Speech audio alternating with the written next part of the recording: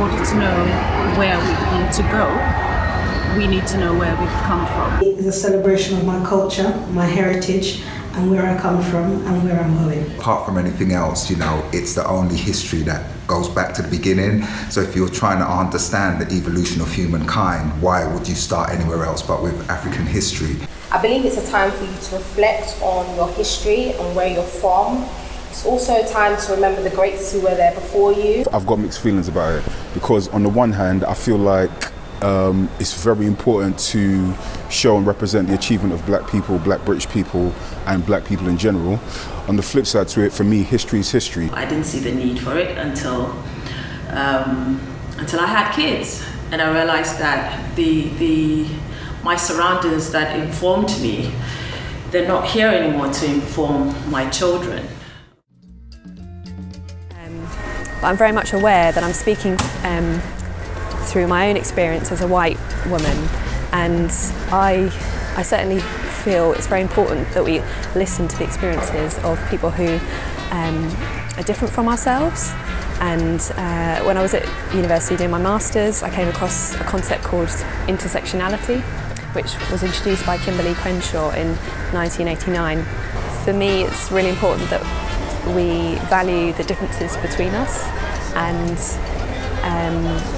diversity is represented at all levels of society, because if you haven't experienced something, how may you know about it? So for children of African descent to somehow learn about all other histories and all other cultures, but forget how deep and diverse their culture is.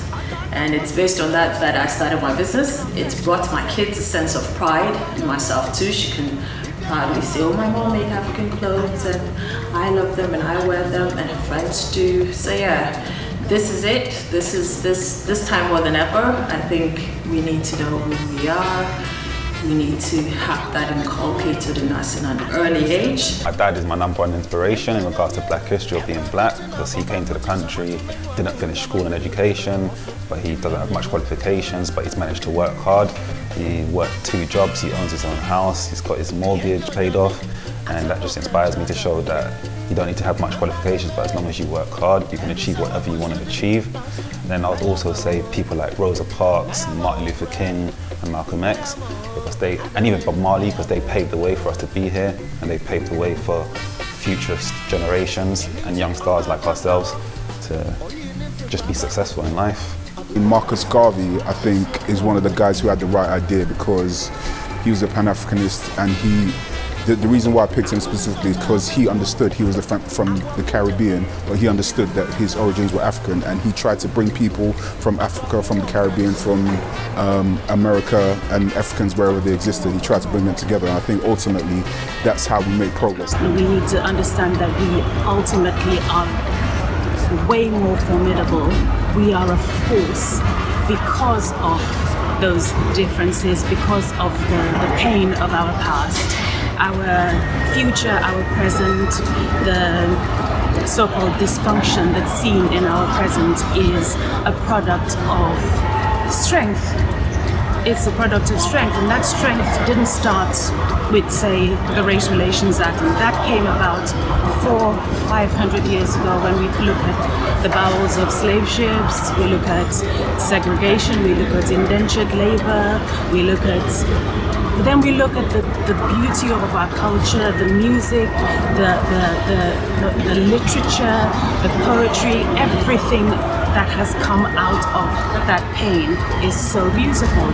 I feel like we're still living from the ramifications of slavery to this day, so it's also really important about teaching our young brothers and sisters about what happened to us, and also dealing with that hurt in the same way. And me saying that, it's also about making sure that history is put into the curriculum. It's not just black history, it's British history. For me, embracing my black history is about embracing Africa, embracing the Caribbean, and embracing all of the influences that black history has provided us with. Not just in Black History Month, but all year round, to embrace the fact that we are here, we're a part of this world, and that we're an important element. Black history is not just about slavery, it's about kings and queens, it's about Egypt, it's about the essence of what Black history has brought to the world in terms of education, in terms of the sciences, in terms of philosophy, and even to an extent religion.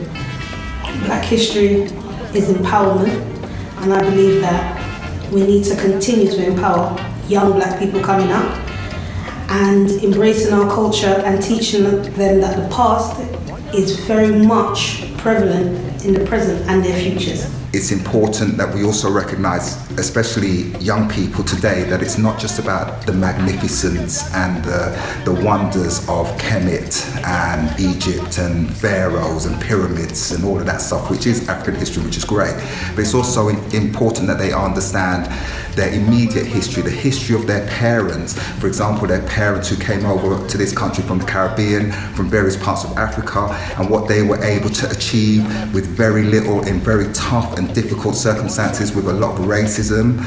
And again, we need to understand how they were able to overcome some of those challenges. And what I started to do, and what I would encourage people to do, is actually do something which is very traditional in terms of African history, which is to capture some oral history, and to make sure that while your parents and your grandparents are still alive, that you actually just sit down and talk to them about what it was like in Jamaica, in Grenada, in Ghana, wherever it was, when they were growing up, because that will help you to understand some of the challenges they face, some of the challenges that they overcome, and hopefully that will help to inspire you to do the same in your current circumstance.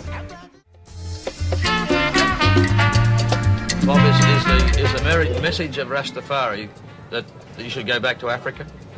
Yes.